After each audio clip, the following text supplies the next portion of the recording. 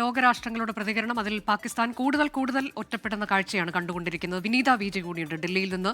വിനീത, ഇപ്പോൾ ഓപ്പറേഷൻ സിന്ദൂറുമായി ബന്ധപ്പെട്ട കൂടുതൽ കാര്യങ്ങൾ അതൊക്കെ വ്യക്തമാക്കുന്നതിനും വിശദീകരിക്കുന്നതിനും കൂടി വേണ്ടിയാണ് സർവകക്ഷി യോഗം ഇന്ന് 11 മണിക്ക് ചേരാനിരിക്കുന്നത്.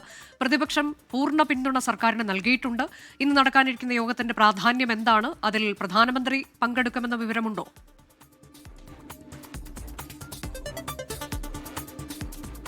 അനുജ, ഓപ്പറേഷൻ സിന്ദൂറിന് ശേഷം ചേരുന്ന സർവകക്ഷി യോഗമാണ്. ഈ ഓപ്പറേഷൻ സിന്ദൂറുമായി ബന്ധപ്പെട്ടുകൊണ്ടുള്ള വിവരങ്ങൾ, ഒപ്പം സൈനിക നടപടികൾ, അതിർത്തിയിലടക്കം ഏർപ്പെടുത്തിയിരിക്കുന്ന സുരക്ഷാ ക്രമീകരണങ്ങളെല്ലാം ഇന്ന് ചേരുന്ന യോഗത്തിൽ ചർച്ചയാകും. അതിൽ പ്രധാനമന്ത്രി പങ്കെടുക്കുമോ എന്നുള്ള കാര്യത്തിൽ നമുക്ക് ഇനിയും സ്ഥിരീകരണം ലഭ്യമായിട്ടില്ല. പക്ഷേ കേന്ദ്ര ആഭ്യന്തരമന്ത്രി അമിത്ഷായും പ്രതിരോധ മന്ത്രി രാജ്നാഥ് സിംഗും ഇന്ന് ചേരുന്ന യോഗത്തിൽ പങ്കെടുക്കുമെന്നാണ് അറിയിച്ചിരിക്കുന്നത്. ഒപ്പം തന്നെ കോൺഗ്രസിനെ പ്രതിനിധീകരിച്ച മല്ലികാർജ്ജുൻ ഖാർഗെയും ലോക്സഭാ പ്രതിപക്ഷ നേതാവ് രാഹുൽ ഗാന്ധിയുമായിരിക്കും പങ്കെടുക്കുക.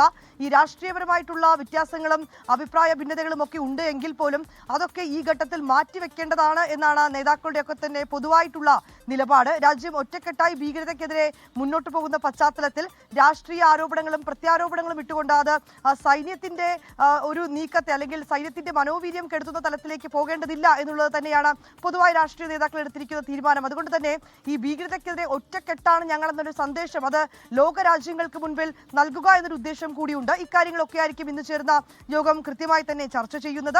ഒപ്പം തന്നെ കഴിഞ്ഞ പ്രാവശ്യം ഈ ഭീകരാക്രമണം ഉണ്ടായതിന് തൊട്ട് പിന്നാലെ ചേർന്ന സർവകക്ഷി യോഗത്തിൽ പ്രധാനമന്ത്രി പങ്കെടുത്തിട്ടുണ്ടായിരുന്നില്ല. പിന്നാലെ ചില വിമർശനങ്ങളൊക്കെ അക്കാര്യത്തിൽ ഉയർന്നിട്ടുണ്ടായിരുന്നു. ഇത്തവണത്തെ യോഗത്തിലും പ്രധാനമന്ത്രി പങ്കെടുക്കുമോ എന്നുള്ള കാര്യത്തിൽ ഇനിയും സ്ഥിരീകരണമായിട്ടില്ല.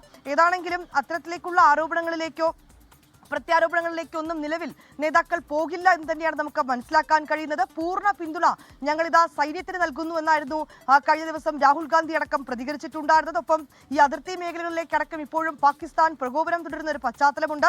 അവിടുത്തെ സാധാരണക്കാരുടെ ജീവിതം, ഒപ്പം അവരുടെ സുരക്ഷ ഉൾപ്പെടെയുള്ള കാര്യങ്ങളൊക്കെ ഒരുപക്ഷെ പ്രതിപക്ഷ നേതാക്കളടക്കം മുന്നോട്ട് വയ്ക്കാനുള്ള ഒരു സാധ്യത തന്നെയാണ് നിലവിലുള്ളത്.